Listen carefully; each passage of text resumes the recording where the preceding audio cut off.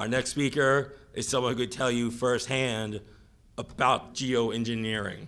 Her name is Kristen Meghan, and it's taken her a lot of guts to come here and speak what she has to say, so give her a big hand. This presentation has been brought to you by Gigi Bowman for State Senate and Oath Keepers. All right, first off, I just want to, I know everyone else has said it, but I really appreciate everybody that has come out here today. It's not just showing up and supporting an event, it's actually listening to those of us who are here to share a message. So, as it was presented to you, I'm here to speak to you about geoengineering. First thing I want to ask you is, who doesn't believe it exists? Anybody here on the fence? Okay. Well, hopefully when you leave here today, you don't just believe it, you share the information that I'm going to share with you, and you get more people on board to stop this unethical crime. I want to show you a video clip because the first thing people ask me about geoengineering is, who are these people? Who are the people that are, kind of pushing the button to get this thing going? One of them, his name is David Keith. And David Keith has been low in the radar for a while, but he has written a book about climate engineering that has basically done more for the truth movement of this than anything.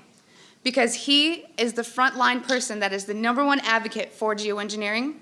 And I want to show you a clip. It's about 6 minutes, so just bear with me. You ever look at those planes up there? They have contrails on them. Maybe all those planes are the contrails. Maybe they're actually spraying chemicals into the atmosphere right now, and Uncle Sam isn't telling us. Seems extremely unlikely. That the United States is not telling something to its citizens, that seems extremely likely to me. Read the newspaper. And, of course, there are a lot of problems with what they're proposing. It turns out plants need sunlight. Yes.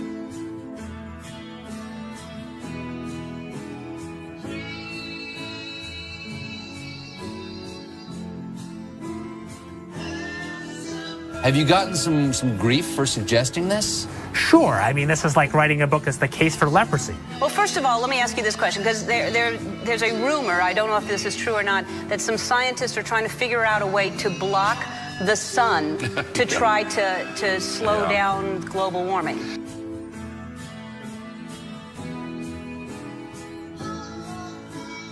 Could an individual start this? In practice, only a country, a big country. What about a man in like a hollowed out volcano with henchmen who occasionally shakes his fist at the sky and says, "They said I was a fool at Harvard. Who's the fool now?" It's All Things Considered from NPR West. I'm Arun Roth. If scientists get the calculations wrong, it could be catastrophic for life on Earth. Or what if the technology got into the wrong hands? Couldn't someone shoot poison into the atmosphere? So people are terrified about talking about this because they're scared that it will prevent us cutting emissions. Right, and also that it's sulfuric acid. It is. You're bearing the lead. Is there any possible way this could come back to bite us in the ass? You put another kind of pollution, sulfur dioxide, up to orbit, cover the atmosphere. The sky won't be really blue in the way it is now anymore. Blanketing the earth in sulfuric acid, because I'm all for it. This is the all-chocolate dinner. I still get to have my CO2, and I just need to spray sulfuric acid. Right. All over the earth. Right.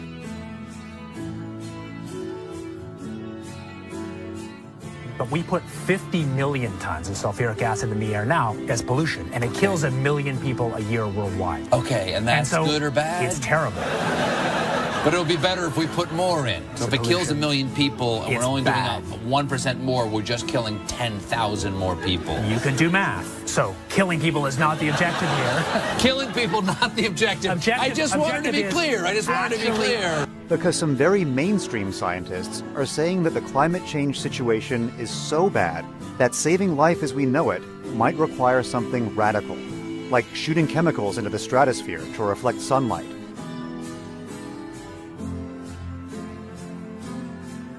This is the kind of stuff I wake up sweating about. Exactly. Well, it's your goddamn idea. No, it actually turns out to be an old idea. This was known since President Johnson, and the scientific community mostly decided not to talk about it. What happens to the sulfuric acid after it's sprayed? Does it just stay up there? No, it rains down. Okay. But as I said, it rains down. Okay. It's a tiny addition. Okay. And you'd put, say, 20,000 tons of sulfuric acid into the stratosphere every year, and each year you have to put a little more, and this doesn't, in the long run, mean that you can forget about cutting emissions. We will need to rein in emissions. We'll get to it eventually, yeah. But it does. But in the meantime, we're shrouding the earth in sulfuric acid. So it is that you could actually spray sulfuric acid in the stratosphere 20 kilometers over our head and use that to stop the planet warming up in a kind of ugly tech fix. You could spray something into the atmosphere to change. Spray pollution into the atmosphere to stop it warming. So in the end, pollution saved them all. We owe pollution. We owe acid rain an apology, is what you're saying. It would be a totally imperfect technical fix. Okay. It would have risks. It wouldn't get us out of the long-run need to stop polluting, but it might actually save people and be useful. The sky won't be really blue in the way it is now anymore. The chemtrails are being used in conjunction with HAARP. By spraying metal oxides into the air above enemy skies, then directing ELF waves from HAARP to heat those metal oxides, the temperature of the sky is raised to more than 100 degrees Fahrenheit, preventing the accumulation of water vapor that would otherwise form clouds and produce rainfall. So I wanted you to see that video because I wanted you to have a face for somebody who's actually out there violating the ethics of their job to promote geoengineering. I'm going to talk about geoengineering, but I want to share a story with you. Every time I'm asked to speak, I public speak for a living. I'll go into that, but I don't get nervous to speak to you. What I get nervous about is not getting emotional telling you my story. Because in 2002, shortly after 9/11, like a lot of military veterans, I raised my right hand and I took an oath to the Constitution to hopefully do something meaningful with my life. 19 years old, unsure what I wanted to do. So I enlisted in the U.S. Air Force. My job in the U.S. Air Force was working in bioenvironmental engineering. So what bioenvironmental engineering is in the Air Force is equivalent to that of the OSHA and the EPA, if you're familiar with that. So we were an embedded liaison to make sure that we were tracking all of the aspects and impacts of the military, meaning what is the military doing and how is it impacting the environment, because we were accountable for that. Being government, we did not get any special treatment. We just couldn't be fined being another federal agency. EPA can, but not OSHA. So from the health side, it was knowing what you do in the Air Force. What does your job entail that is hazardous to your health? And I'm going to give you an example. Let's say that you were an aircraft painter. You were a mechanic. My job would go out to make sure I knew everything that you did, what you were exposed to, and how to mitigate and engineer out those hazards. Because we needed to, one, it's your legal right to be working in a safe and healthful work environment. So throughout 9 years, I worked as an industrial hygienist and an environmental specialist. There's two bases I was at that are called air logistics centers. What does that mean? It's not like a fighter wing, it's not really fun and amazing. What they did is they took aircraft that around every 10 to 15 years, they were required to be dismantled down to the last screw. So that meant every single industrial process you can think about, checking the metal integrity, making sure everything's good to go, or sometimes overhauling equipment. Part of my job in tracking the health hazards was to look at any time someone wanted to buy a chemical, any type of chemical. It was ordered through a system, and in that system, I had to go in there and say, the country we're in, we're not allowed to use this. We need to substitute it out with something a little less hazardous, while also maintaining the integrity for a technical order, meaning for that process, it says you must use xylene or toluene to do this process. Well, I have to kind of fast forward. I want to say around 2006, I started kind of opening my eyes to how the military wasn't really what I thought it was. And people approached me knowing what I did for a living and said, have you ever heard of chemtrails? Well, I hadn't. And that sparked my interest. So I went online and I looked at chemtrails. I saw a lot of, debunking, a lot of sites that were just kind of calling it a conspiracy theory. And I thought, well, geez, this is what I do for a living. Preventive health, making sure that people are not getting sick, especially in the workplace, and by things that we're doing that can affect, human health in the environment. To summarize it, in an attempt to debunk this conspiracy theory as I thought it was, I didn't debunk it. It literally changed my life. Like I said, this is hard for me because it's not easy standing here and telling my story. One day I was going through that computer system, which if you want to look it up, it's called an Air Force Form 3952. It is the approval of hazardous materials. I was finding tons and tons of large quantities of aluminum, barium, strontium in the forms of oxides and sulfates. And of course I knew that there's industrial processes you may not have heard of, but it's bead blasting, pneumatic sanding, shot peening. There is certain medias that's similar to that is used. However, I had already accounted for that. I would sit and look at this computer system and say, this shop wants to order this paint. I'm going to tie it to a task. We had to know what was being used, why it was being used, tracking it cradle to grave on how we were going to dispose of it to be compliant with OSHA and the EPA. One of the legal requirements in approving these is looking at what used to be called a material safety data sheet. On that sheet, it's going to list the manufacturer. It's going to list some maybe acquired personal protective equipment that needs to be used or some ways to mitigate the exposures. These electronic MSDSs did not have a manufacturer name. They were very vague. They almost looked to me like somebody had made it and scanned it into the system. So I asked the question, what is this being used for? I never got an answer, so I didn't approve it. And it sat there. And then the heat came down. Why aren't you? Are you behind on your 3952s? Only a select few of us did that. So I started asking questions. And at that point, my demonization began. You know, I made my rank. I was decorated. I was a non-commissioned officer of the quarter. I won lots of awards. I had no reason for anyone to attempt to demonize me. So then I get moved over to the other Air Logistics Center. There's only 2 in the Air Force, which is in Warner Robins, Georgia. This kind of carried with me. And I thought, you know what? Should I revisit this? Is it worth it? Did I hit something? Maybe it's need to know. I started finding the same things at Robins Air Force Base. I was now doing some more investigation work. Part of what I did was to use a high volume air sampler to air sample up to, I'd say, a football field in about 10 minutes. I also conducted soil sampling because I thought, you know, if this is real and they are spraying this, it's going to get to the ground. So I conducted air sampling, I conducted soil sampling, and I was getting high levels of these contaminants. When I started asking the question again under a new commander, I never in my life thought I would have somebody look me in the face and tell me, I am questioning you. Is there something wrong with you? You've been looking really depressed lately. You know I can put you under a mental evaluation for up to 120 days. Who would take care of your daughter? Because I was divorced at the time. As soon as I heard that, I knew. It validated everything I ever thought. And I thought, I've spent 9 years of my life trying to protect human health, and here we are violating law after law after law. Just sitting here, instead of protecting the people, we are poisoning the people.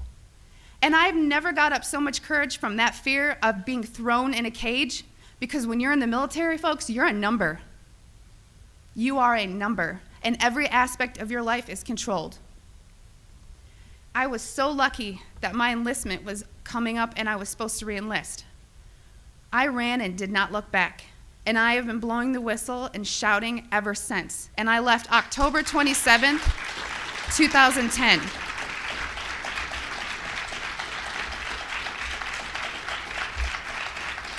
Thank you. It didn't just end there, though. You got to remember, there's a whole career field of people that work in bioenvironmental engineering. A lot of those people were told, do not talk to me. Do not talk to her. Do not email her. They were given no contact orders. Because my biggest thing was, if I'm just so, dishonest, don't you think somebody would come out and say, she was never in the military or something negative to discredit me? They've ignored me, but they've tried to silence me. Every time I fly, I am pulled into a secret room. I literally am tagged in the system for the TSA. It is difficult. As an industrial hygienist, I do very well for myself, but it has been so difficult after leaving the federal government to maintain employment. Nowadays, everyone runs background checks on you, and the first thing they look at is, wow, here's a whistleblower. And you ask yourself, if this is true and we are spraying the people, where are the pilots? Where are the people? I don't know if you pay attention, but look at Snowden. Look at Manning. People don't come forward because these supposed Whistleblower Act protections that you have are not enforced, they're not supported, and they really don't exist. But what I want you to take from this is to understand that I am being completely honest with you, and that geoengineering is occurring, it's been occurring, it is not new, and your tax dollars are funding this. I 100% know that the US Air Force was involved, and it kind of, I think back to all these things that I never had noticed. If you don't know what to look for, you can't look for something. And once I realized a process they were trying to hide, people have come out of the woodworks, from EPA compliance officers to ex-people that I worked with in my career field, who I cannot state for obvious reasons. I've had pilots come forward. I've had people come forward that actually load the canisters on the planes. These people don't come forward because they are afraid that they're gonna end up like Snowden. And I continue to speak to let people know I've been screaming about this for 3 years and I'm still here. And why are you so afraid? Because many of these people are on active duty. And if you are willing to die for your country, supporting, the Constitution and defending us from enemies foreign and domestic, you are willing to die for your country, but now you're scared. You are scared and cowardly to talk about this.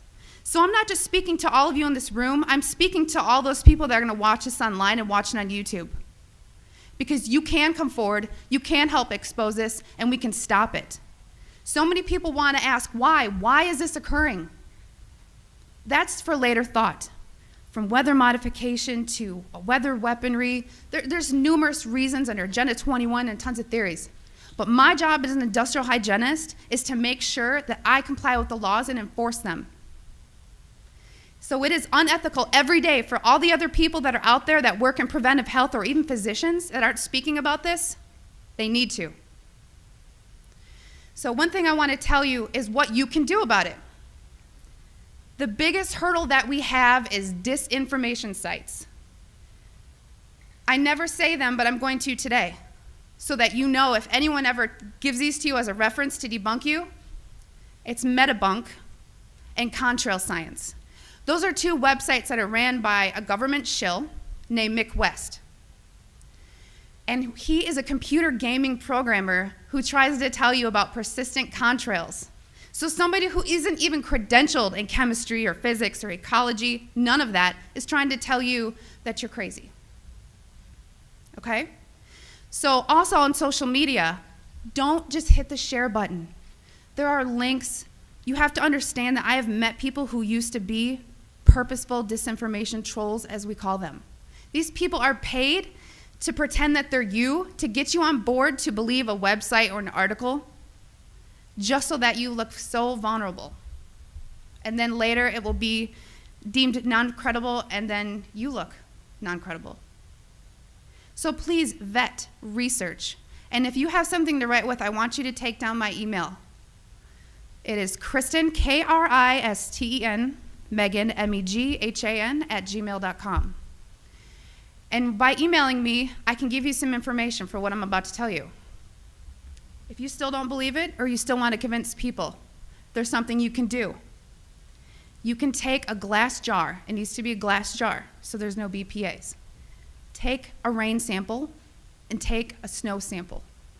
I tried to disencourage the soil sampling because everyone's background of where you live is different. Because a lot of the materials that are used in geoengineering are natural occurring in Earth, just not in the industrialized form that they're used. So if you take these rain samples and you take the snow samples, email me, because I cannot publicly tell you where to send them, because we've actually been blackballed by labs who refuse to run our samples.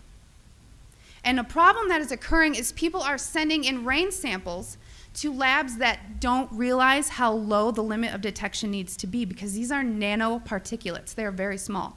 So if you email me, I can tell you where to send in your samples, and it's only around $50. That may be tough on some people, but it's way cheaper than maybe what you assumed. So I just want everyone to know and understand that of all things, of all the freedoms that we are losing, geoengineering is the #1 issue that we are facing. Because you can have guns and money and you can have everything. If you don't have food and water and you are dying of respiratory or neurological illnesses, what does it matter? So you've heard about vaccines, and you'll hear, about smart meters, and you'll hear about other issues like fracking. These are all systemic effects. We are getting overexposed to toxins. People will tell you fluoride's in the water, but it's not a lot. It is a lot, because you're getting it everywhere in your food, water that you drink. Everything is washed with that water. And you're getting your vaccines. All this, it's a coupled systemic effect, and our bodies cannot metabolize these toxins. So I just want to thank you for taking the time to listen to my story, and I will continue to shout from the rooftops. I don't care how many jobs I lose. I don't care how many friends or family I lose, because I took an oath. And in 9 years, I was not able to honor that oath, but I am today.